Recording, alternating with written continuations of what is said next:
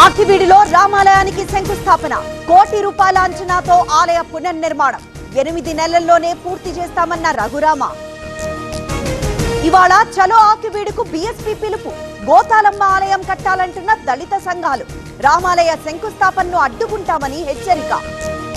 రేపు 5 రాష్ట్రాల ఎన్నికల ఫలితాలు ఉదయం 8 గంటల నుంచి ప్రారంభం, కౌంటింగ్ కేంద్రాల దగ్గర భారీ భద్రతా ఏర్పాట్లు. బెంగాల్లోని ఫాల్తార్ నియోజకవర్గంలో రీపోలింగ్ కు ఆదేశం, 285 పోలింగ్ కేంద్రాల్లో ఈ నెల 21న రీపోలింగ్, ఈ నెల 24న ఓట్ల లెక్కింపు.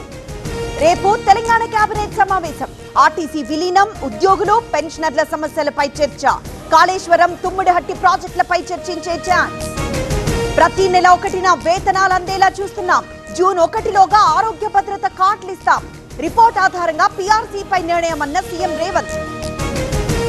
నీటిపారుదల శాఖ అధికారులతో ఉత్తమ్ సమీక్ష, రాష్ట్ర వ్యాప్తంగా చెరువులు పునరుద్ధరించాలి, ప్రత్యేక కమిటీ ఏర్పాటు చేయాలని ఆదేశం.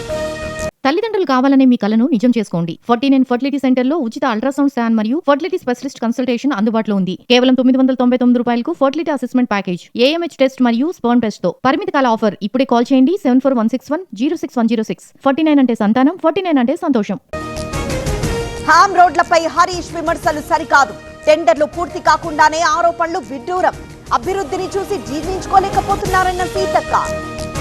కూటమి పాలనలో పబ్లిసిటీ ఫుల్, పనితనం నిల్, రాజధానిలో కరప్షన్ ఆకాశానంటుతోంది, అమరావతికి వైసీపీ వ్యతిరేకం కాదన్న విడుదల రజని.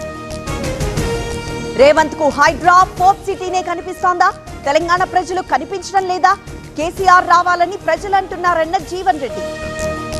10న పెరేడ్ గ్రౌండ్ లో మోదీ సభ, 2028 ఎన్నికలకు ఈ సభ నాంది కానుంది, కేసీఆర్ రేవంత్ కు వణుకు మొదలవుతుందన్న అరవింద్.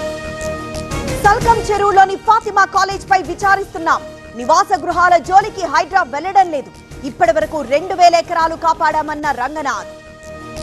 ఓఆర్ఆర్ మీద ప్రమాదాలపై డీజీపీ సమీక్ష, త్వరలో traffic management, road safety bureau, వాహనాల వేగ నియంత్రణపై దృష్టి పెట్టాలని ఆదేశం. హైదరాబాద్ లోని గచ్చిబౌలిలో అగ్ని ప్రమాదం, అంజయ్యనగర్ లోని ఒక లాడ్జ్ లో చెలరేగిన మంటలు, ముగ్గురిని రక్షించిన ఫైర్ సిబ్బంది.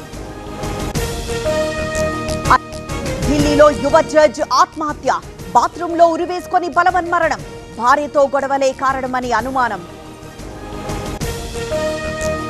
పూణేలో చిన్నారి అత్యాచార ఘటనపై ఆందోళన, నిందితుడిని ఉరి తీయాలని స్థానికుల నిరసన, ఈ నెల 7 వరకు నిందితుడికి కస్టడీ విధించిన కోర్టు. కేంద్ర ప్రభుత్వం కీలక నిర్ణయం, బీమా రంగంలో 100% ఎఫ్టీఐకి ఓకే, ఎల్ఐసిలో 20% వరకు అనుమతి. ఆర్బీఐ డిప్యూటీ గవర్నర్ గా రోహిత్ జైన్ నియామకం, ఆయన పదవీ కాలం 3 సంవత్సరాలు, ప్రస్తుతం ఆర్బీఐ ఎగ్జిక్యూటివ్ డైరెక్టర్ గా ఉన్న జైన్.